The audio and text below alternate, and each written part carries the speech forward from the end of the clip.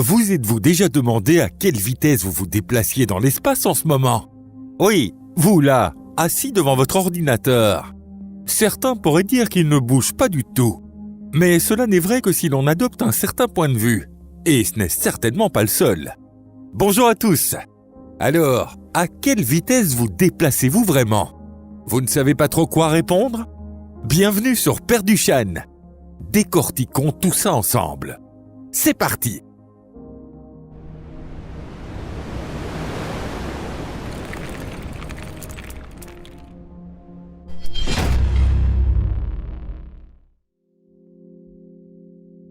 Vaisseau spatial Terre.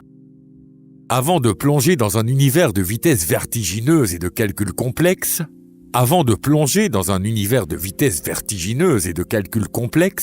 il est essentiel de clarifier quelques points.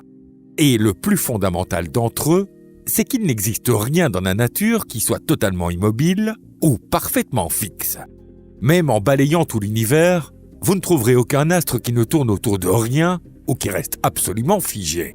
Il y a aussi un autre point tout aussi important. C'est que tout mouvement est relatif. Il dépend toujours d'un point de référence. Et pour comprendre cela, un simple exemple suffit. Imaginez que vous êtes dans une voiture et que vous passez devant quelqu'un qui attend à un arrêt de bus.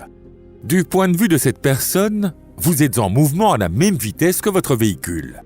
Pourtant, à l'intérieur de la voiture, vous avez l'impression d'être immobile. Vous ne bougez pas de votre propre initiative. À l'inverse, si l'on se place de votre point de vue, c'est la personne à l'arrêt de bus, avec l'arrêt lui-même, qui défile. Elle semble d'abord s'approcher de vous, puis s'éloigner.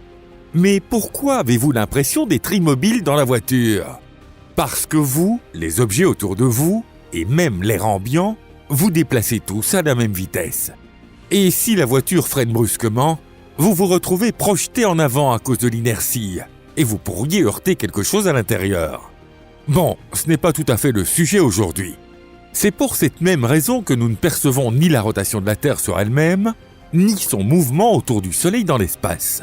Les partisans de la théorie de la Terre plate posent souvent cette question, mais on peut leur répondre simplement. Si nous ne le ressentons pas, c'est parce que nous sommes entraînés par la Terre, maintenus par sa gravité, et que nous avançons avec elle. C'est aussi pour cela que les avions ne peuvent pas simplement monter dans les airs et attendre que la Terre tourne sous eux pour atteindre leur destination. Les avions se trouvent dans le champ gravitationnel terrestre. Et pour s'en affranchir, pour commencer à se déplacer de façon indépendante, il faut atteindre la vitesse de libération. Voilà, toutes ces questions sont maintenant éclaircies. Passons donc au sujet principal. La vitesse de rotation linéaire de la Terre à l'équateur est d'environ 1674 km/h. C'est bel et bien une allure folle. Si nous ne ressentons absolument rien, c'est grâce à la gravité. Si, pour une quelconque raison, la Terre freinait brusquement, nous serions violemment projetés dans le sens de sa rotation. Et comme vous pouvez l'imaginer, cela ferait très mal, avec à la clé de graves blessures. Cette vitesse peut sembler folle, mais autrefois, elle était encore plus élevée. Actuellement, la durée d'un tour complet de la Terre sur elle-même est de 23 heures et 56 minutes. Si l'on y ajoute 4 minutes pour simplifier les calculs, cela donne 24 heures.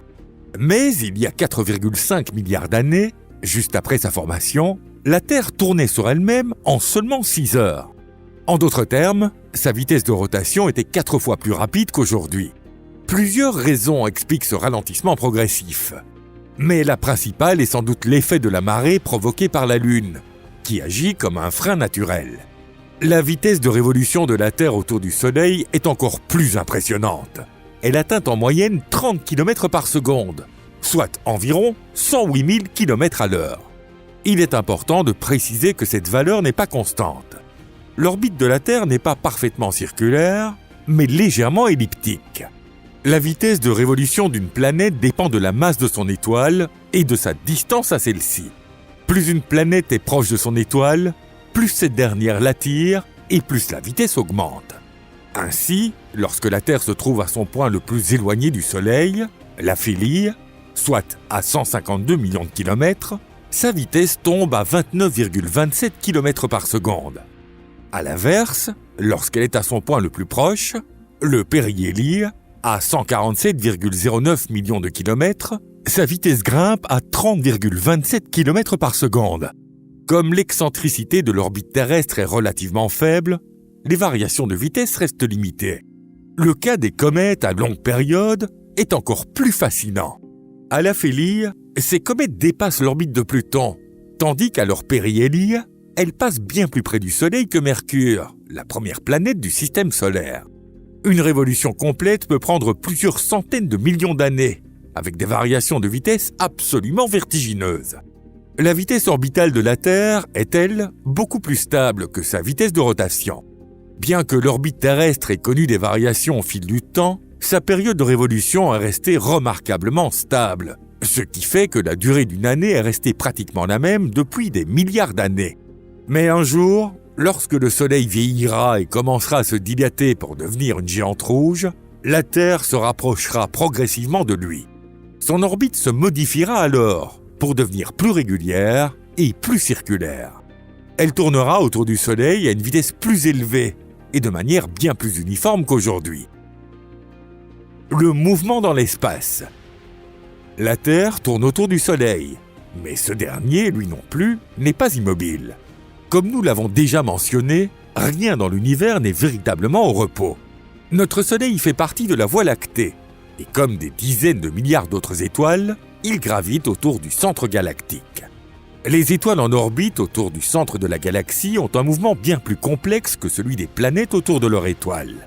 Le cœur de cette rotation galactique se trouve dans un gigantesque trou noir supermassif, identifié sous le nom de Sagittarius A étoile. Ce monstre cosmique possède une masse colossale, équivalente à 4,2 millions de fois celle du Soleil. Mais il existe ici une nuance importante entre la structure du système solaire et celle de la galaxie. Dans le système solaire, le Soleil à lui seul représente 99% de toute la masse, éclipsant complètement celle des planètes et autres objets en orbite. En revanche, si l'on additionne la masse de toutes les étoiles, gaz interstellaires et poussière tournant autour du centre galactique, on dépasse de loin la masse du trou noir central. Ainsi, la force gravitationnelle que le Soleil subit depuis le centre galactique est bien plus faible que celle de la Terre reçoit du Soleil. Cela s'explique par la grande distance qui nous sépare du noyau galactique, mais aussi par le fait que les masses qui influencent le Soleil sont réparties dans un immense volume. Par ailleurs, la matière noire présente dans le halo galactique alentour contribue également à propulser le Soleil dans son orbite, en plus de l'influence gravitationnelle exercée par les autres étoiles.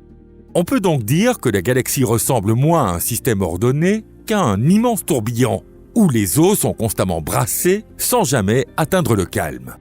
La vitesse exacte à laquelle le Soleil tourne autour du centre de la Voie lactée reste encore incertaine. Pour la calculer, il faudrait connaître à la fois la distance entre le Soleil et le centre galactique et la durée d'une année galactique, c'est-à-dire le temps que met le Soleil pour effectuer un tour complet.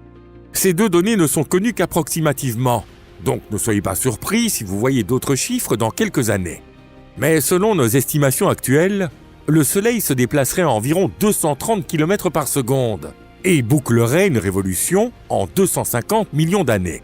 Autrement dit, à peine un demi-tour galactique en arrière, la Terre était encore peuplée par les dinosaures et les plus gros mammifères n'étaient même pas plus gros que des souris.